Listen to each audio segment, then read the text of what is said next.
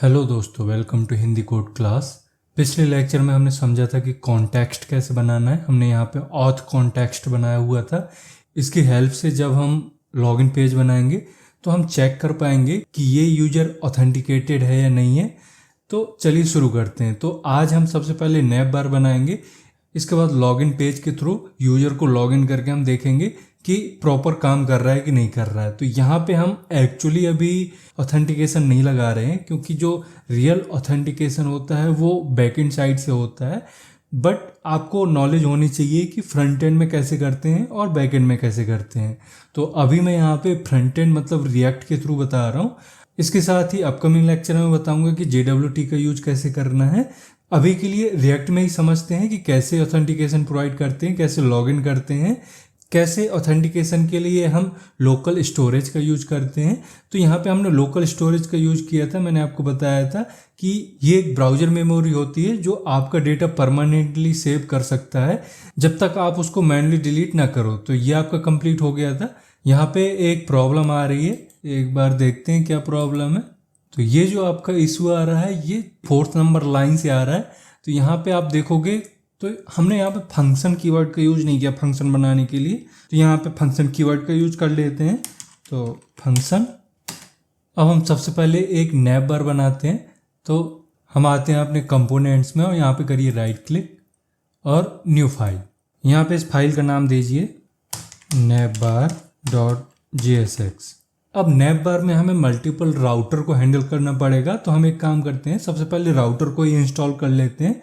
तो राउटर के लिए हमें राउटर रिएक्ट डॉम का यूज करना पड़ेगा। तो हम आते हैं यहाँ पे अपने टर्मिनल में जाइए और यहाँ पे आपको एक कमांड टाइप करनी है रिएक्ट राउटर डॉम को इंस्टॉल करने के लिए। तो लिखिए npm install react -router -dom। इसको करिए एंटर और ये आपका इंस्टॉल होने लग गया और ये आपको प्रॉपर इंस्टॉल हो गया। इसको अगर आपको चेक करना है तो यहाँ पे एक दूसरी कमांड चला के देख लीजिए कि हमारा प्रॉपर इंस्टॉल हुआ या नहीं हुआ।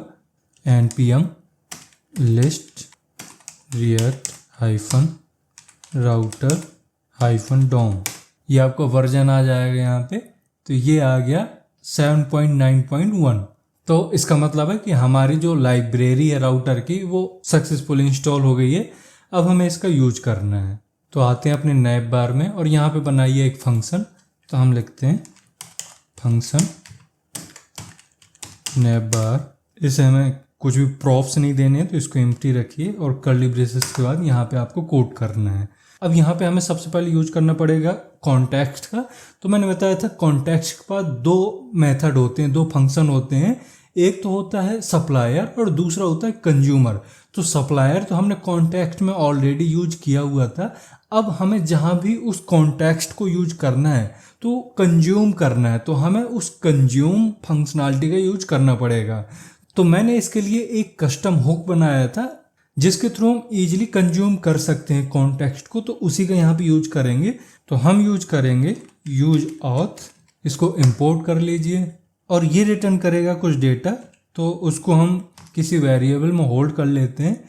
तो हम आते हैं यहाँ पे, लिखिए कॉन्स्ट एंड पहले वेरिएबल के लिए लिखते हैं यहाँ पे इज ऑथेंटिकेटेड। दूसरे में रखते हैं करंट यूजर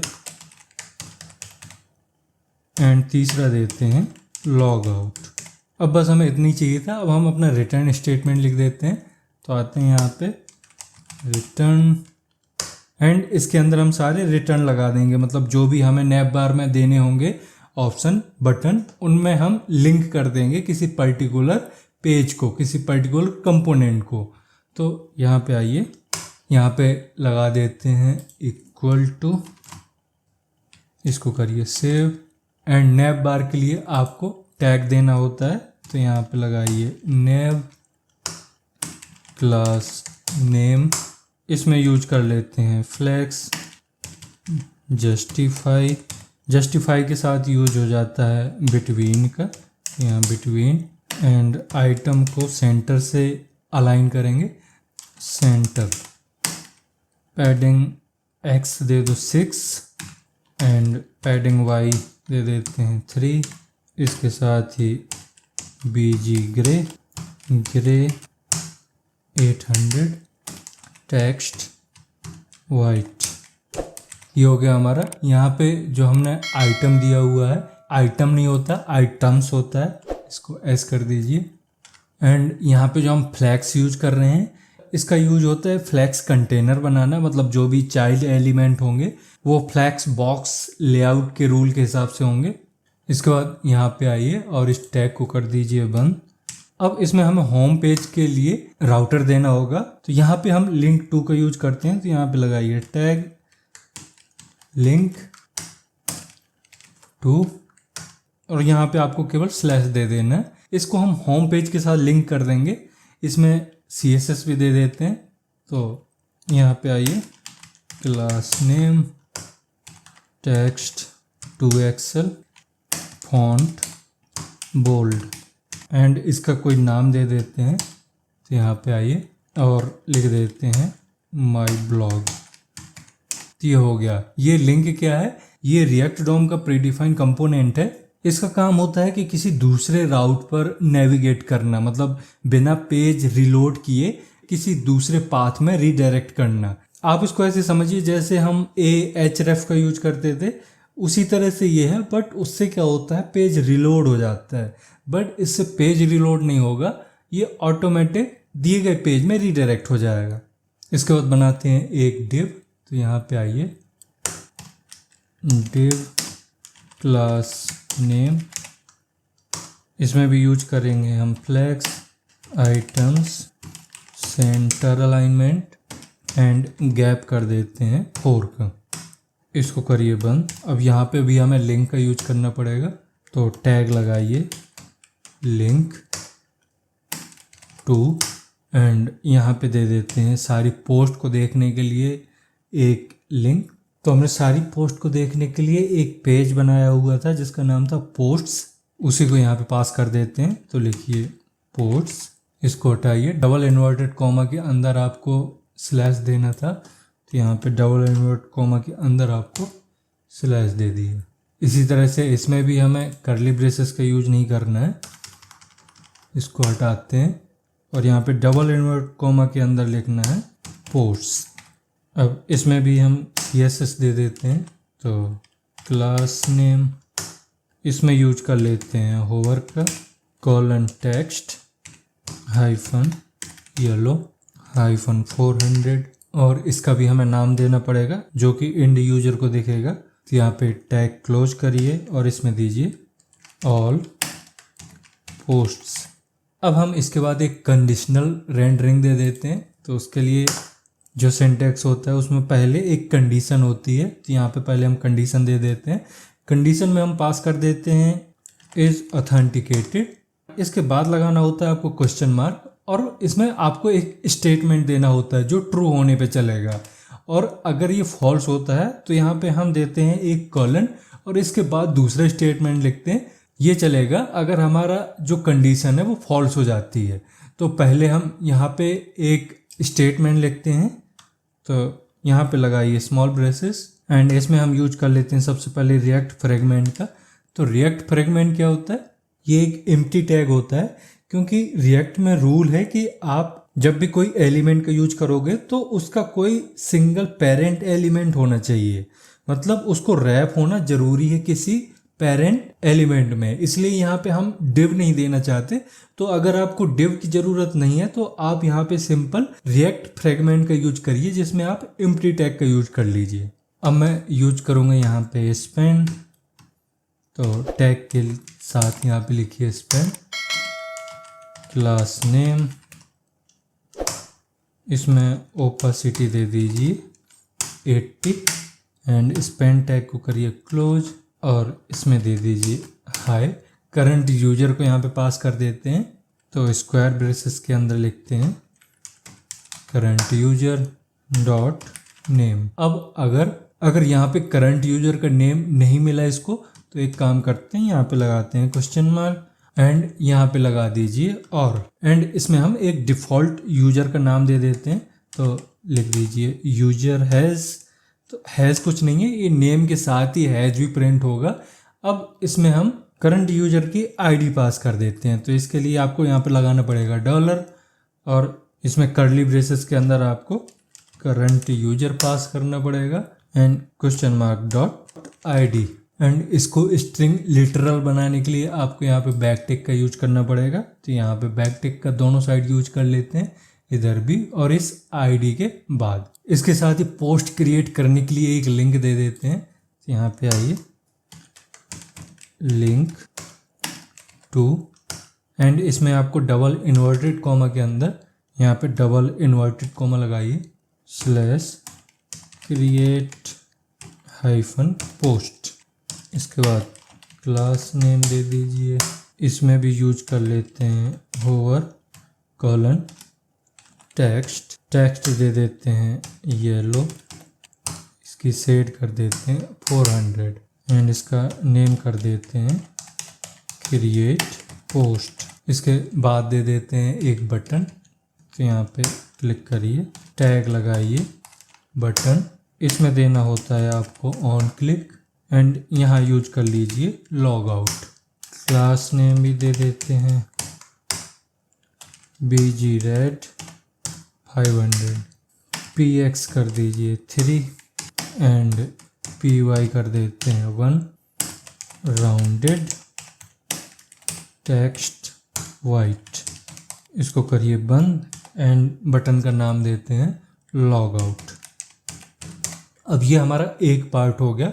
मतलब ये कोड तब चलेगा जब हमारा कंडीशन ट्रू हो जाएगा, इज ऑथेंटिकेटेड ट्रू होगा, तब ये पार्ट चलेगा। अगर ये फॉल्स हुआ तो हमें इसके लिए भी कोड यहाँ पे लगाना पड़ेगा। तो यहाँ पे फिर से स्मॉल ब्रेसेस लगाइए एंड इसके अंदर टैग लगा के link two, double inverted comma के अंदर आप स्लैश लगा के लिखना है लॉगिन। इसमें क्लास नेम भी दे देते हैं hover text yellow hyphen 400 and इसका नाम दे देते हैं लॉगिन। ये हो गया आपका। अब यहाँ पे देखोगे कि दोनों टैग लगे हुए हैं हमारे, डिव और नैप दोनों क्लोज हैं। ये हमारा परफेक्टली हो गया। बस आपको यहाँ पे सेमीकोलन लगाना है, सेव।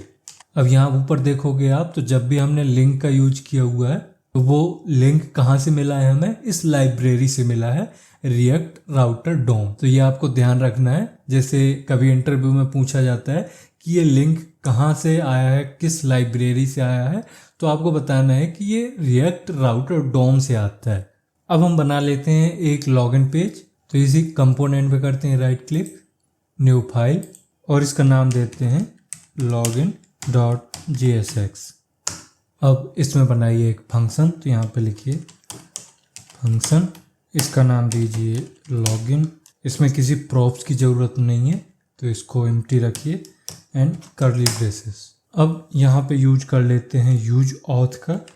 तो यूज ऑथ, यहाँ पे लगाइए स्मॉल ब्रेसेस एंड ये कुछ हमें रिटर्न करेगा, तो उसको रख लेते हैं एक वेरिएबल में।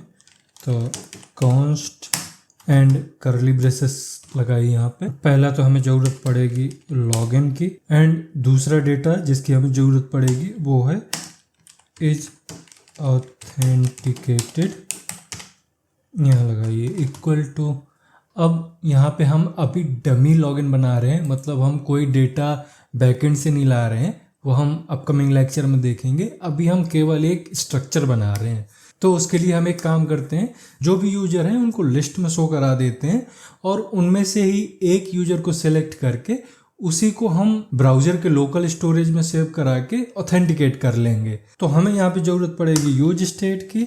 तो यूज स्टेट जो होल्ड करेगा एक एरे, तो यहाँ पे एक एम्प्टी एरे दे दीजिए। अब ये रिटर्न करता है एक एरे, आपको पता है। तो हम यहाँ पे आते हैं और यहाँ पे लिखिए कॉन्स्ट एंड यहाँ पे स्क्वायर ब्रेसेस के अंदर आपको एक वेरिएबल का नाम लिखना है। तो मैं यहाँ पे लिख लेता हूँ यूजर्स, और दूसरा एक सेट फंक्शन का, तो उसका नाम दे देते हैं सेट यूजर्स इक्वल। इसके बाद एक और यूज स्टेट ले लेते हैं जिसमें हम सिलेक्टेड वैल्यू को रखेंगे। तो यहाँ पे लिखिए यूज स्टेट, इसमें एक एम्प्टी स्ट्रिंग ले लीजिए। अब ये भी एरे रिटर्न करेगा, तो उसके लिए भी यहाँ पे एक बनाइए वेरिएबल तो हम कांस्टेंट ले लेते हैं एंड स्क्वायर ब्रेसेस के अंदर आपको लिखना है वेरिएबल का नेम एंड वेरिएबल का नाम देते हैं यहाँ पे सेलेक्टेड एंड सेटर मेथड का नाम देते हैं यहाँ पे सेट सेलेक्टेड। इसके बाद हम ले लेते हैं एक हुक जिसका नाम है यूज नेविगेट। ये रिटर्न करता है एक ऑब्जेक्ट, तो यहाँ पे सेमीकोलन लगा के उस ऑब्जेक्ट को रख लेते हैं एक वेरिएबल में। तो यहाँ पे आइए कॉन्स्ट एंड वेरिएबल का नाम दीजिए नेविगेट। इसके बाद आपको पता है कि फैच्ड डेटा दिखाने के लिए आप यूज करते हो यूज इफेक्ट का, यूज इफेक्ट एंड इस यूज इफेक्ट के दो पार्ट होते हैं। पहले पार्ट में वो मेथड रखते हैं, वो फंक्शन बनाते हैं जो कॉल होना है, तो हमें यहाँ पे कॉल करना है गेट यूजर्स। अब आप यहाँ देखिए आपने असिंक का यूज तो किया नहीं है, तो असिंक का यूज ना करने की वजह से आप यहाँ पे अवेट का यूज नहीं कर सकते हो, तो आप यहाँ पे यूज करोगे देन एंड कैच का। तो मैं यहाँ पे लगाऊंगा स्मॉल ब्रेसेस, तो डॉट देन। अब यहाँ पे देन भी शो नहीं कर रहा है, तो एक काम करते हैं गेट यूजर चेक करते हैं कि हमारी सर्विस का नाम क्या है। तो हम आएंगे यहाँ पे यूजर एपीआई में और यहाँ पे देखिए गेट यूजर्स ही है, तो हम इसको करते हैं कॉपी एंड login.jsx में आते हैं और इसको करते हैं पेस्ट। इसको इंपोर्ट कर लीजिए, ये इंपोर्ट हो गया। अब यहाँ पे यूज करिए डॉट देन। अब जो भी यूजर आएगा इस गेट यूजर्स के थ्रू उसको हम पास कर देते हैं सेट यूजर में। तो यहाँ पे सेट यूजर को कॉल करने के लिए आपको बनाना पड़ेगा एक फंक्शन, तो यहाँ पे बनाइए फंक्शन, यहाँ एरो दीजिए सेट यूजर्स। अब वो डेटा कहाँ से आएगा, वो आएगा एक वेरिएबल में जिसको रेस नाम के वेरिएबल में रख लेते हैं और इसी को यहाँ पे पास कर देते हैं। तो पूरे रेस को पास नहीं करेंगे, हम पास करेंगे रेस डॉट डेटा को। और अगर डेटा ना मिला तो एक और में भी कंडीशन रख लेते हैं, यहाँ पे एक एम्प्टी एरे पास कर देंगे। इसके बाद यूज करना होता है आपको कैच, तो यहाँ पे लगाइए डॉट कैच एंड इसमें दे देते हैं हम कंसोल डॉट एरर, यहाँ लगाइए सेमीकोलन एंड अब हमें देना है डिपेंडेंसी एरे। तो डिपेंडेंसी एरे के लिए यहाँ पे आइए कॉमा के बाद लगाना है एरे। अब इसके थ्रू हम डेटा को फैच कर लेंगे। अब हमें रीडायरेक्ट करना है, तो रीडायरेक्ट के लिए भी हम यूज इफेक्ट का यूज कर सकते हैं। तो यहाँ पे फिर से एक यूज इफेक्ट का यूज कर लेते हैं, यूज इफेक्ट। इसके अंदर आपको दो चीज़ें पास करनी होती हैं, पहले में एक आपको फंक्शन देना होता है, तो यहाँ पे एरो के बाद आपको एक फंक्शन देना होता है, तो यहाँ पे हम फंक्शन देंगे और इसके बाद आपको यहाँ पे कॉमा लगा के एक डिपेंडेंसी एरे देना होता है। तो ये जो फंक्शन है ये दो चीज़ों के अपडेट होने पे चलेगा, एक या तो इस ऑथेंटिकेटेड की वैल्यू चेंज होती है तब चलेगा, या फिर नेविगेट की वैल्यू चेंज होती है तब ये हिट होगा। तो यहाँ पे दोनों चीज़ें पास कर देते हैं। सबसे पहले यहाँ पे पास कर देते हैं इस ऑथेंटिकेटेड, तो इस ऑथेंटिकेटेड एंड दूसरा पास करते हैं नेविगेट। एंड दोनों ही चेंज पे पहले ये चेक करेगा कि क्या इस ऑथेंटिकेटेड की वैल्यू ट्रू है या फॉल्स है। तो यहाँ पे आइए इसमें एक कंडीशन लगा दीजिए, इफ इज ऑथेंटिकेटेड एंड इसमें दीजिए नेविगेट एंड नेविगेट में हम पास कर सकते हैं एक यूआरएल जिसमें हमें रीडायरेक्ट करना है। तो यहाँ पे डबल इनवर्ट कॉमा के अंदर स्लैश क्रिएट पोस्ट सेमीकोलन।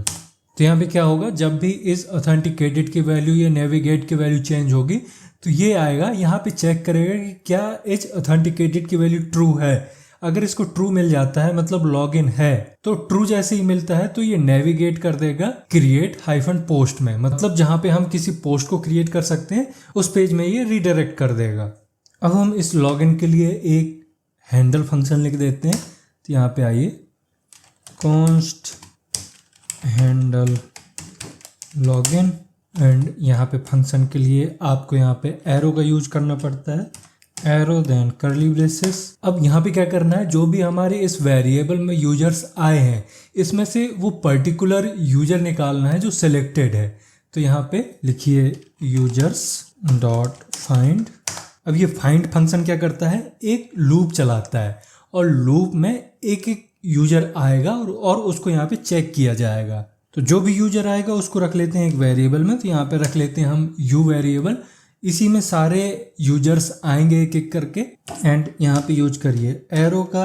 अब जो भी यूजर की आईडी है उसको कन्वर्ट कर लेते हैं हम स्ट्रिंग में, तो यहाँ पे यूज करिए स्ट्रिंग और इसमें पास कर दीजिए U dot I D, and इसको हम कंपेयर करेंगे इस सिलेक्टेड वेरिएबल के साथ जो यहाँ पे हमने सिलेक्टेड वेरिएबल बनाया है, इससे कंपेयर करेंगे। तो कंपेयर करने के लिए यहाँ पे आइए और हम यूज करेंगे यहाँ पे स्ट्रिक्ट इक्वलिटी ऑपरेटर। इसको भी करिए स्ट्रिंग एंड इसमें पास कर दीजिए सिलेक्टेड एंड सेमीकोलन। अब हो सकता है कि ये कंडीशन मैच ही ना हो, तो उसके लिए यहाँ पे एक मैसेज दे देते हैं, if not users then return. यहाँ पे अलर्ट दे देते हैं एक, please select a user semicolon. अब जो भी लॉगिन होने के बाद डेटा आएगा उसको हम पेरेंट को भेज देते हैं। तो पेरेंट का यहाँ पे हम एक फंक्शन यूज कर रहे हैं लॉगिन, तो उसी को यहाँ पे यूज कर लेंगे। अब इसमें जो भी डेटा है यूजर का पास कर देना है। तो अभी हम यूजर आईडी और नेम दो चीजें पास कर देते हैं। तो यहाँ पे स्मॉल ब्रेसेस के अंदर कर्ली ब्रेसेस लगाइए, एंड ऑब्जेक्ट कैसे पास करते हैं, आईडी कॉलन यूजर। तो ये यूजर्स ले रहा है, यहाँ पे भी यूजर्स हो गया है, तो इसको यहाँ से यूजर्स से एस हटाते हैं। ऐसा क्यों है, क्योंकि अभी हमने इसको किसी वेरिएबल में रखा ही नहीं है। तो एक काम करते हैं, जो भी इस यूजर ने रिटर्न किया है उसको एक यूजर नाम के वेरिएबल में रख लेते हैं। तो कॉन्स्ट यूजर, अब हमें इस यूजर की आईडी मिल जाएगी। तो यहाँ पे डॉट आईडी, इसके बाद भेजना है हमें नेम, तो यहाँ पे डालिए नेम कॉलन, यहाँ डालिए यूजर डॉट नेम। अगर नेम नहीं मिला तो एक काम करते हैं, इसको कर देते हैं यूजर डॉट यूजर नेम। अगर ये भी नहीं मिला तो एक और डिफ़ॉल्ट नेम दे देते हैं। तो यहाँ पे डालिए यूजर हैज़ डॉलर, एंड इसमें पास कर दीजिए यूजर डॉट आईडी। इसको रैप कर देना है बैक टिक के साथ। तो यहाँ पे आइए बैक टिक लगाइए, और इसके बाद भी हमें बैक टिक का यूज करना पड़ेगा, बैक टिक। इसको दोबारा से रीडायरेक्ट कर देते हैं। रीडायरेक्ट करने के लिए आपके पास नेविगेट है, इसमें क्रिएट पोस्ट के पास फिर से नेविगेट कर देते हैं। तो यहाँ पे स्लैश लगाओ एंड इसमें दो क्रिएट पोस्ट, यहाँ सेमीकोलन और यहाँ भी सेमीकोलन। अब हम लिखते हैं अपना JSX, मतलब यहाँ पे आपको रिटर्न लगाना पड़ेगा, और इसमें दीजिए एक div टैग क्लास नेम, इसमें देते हैं max with medium, margin x auto, margin top 10, padding 6, BG white कर दीजिए, शैडो एंड राउंडेड। इसको करिए क्लोज, एंड इसके अंदर दे दीजिए H2, एंड इधर भी क्लास नेम दे दीजिए। यहाँ टेक्स्ट को कर देते हैं एक्सेल, एंड फॉन्ट को कर देते हैं बोल्ड, एंड मार्जिन बॉटम कर देते हैं 4, एंड इसका नाम दे दीजिए लॉगिन। अब यहाँ पे हम सारे यूजर दिखा देते हैं। तो उसके लिए सबसे पहले एक पैराग्राफ ले लेते हैं, इसमें भी क्लास नेम दे दीजिए, इसमें मार्जिन बॉटम कर दीजिए 2, एंड यहाँ टेक्स्ट शो कर दीजिए select and existing user to continue. अब आपको पता है कि ड्रॉप डाउन देने के लिए हम सेलेक्ट का यूज करते हैं। तो यहाँ नीचे आएंगे, यहाँ टैग लगाइए सेलेक्ट, और सेलेक्ट में दे देते हैं वैल्यू। वैल्यू में बाइंड कर दीजिए सेलेक्टेड को। इसके बाद देते हैं ऑन चेंज।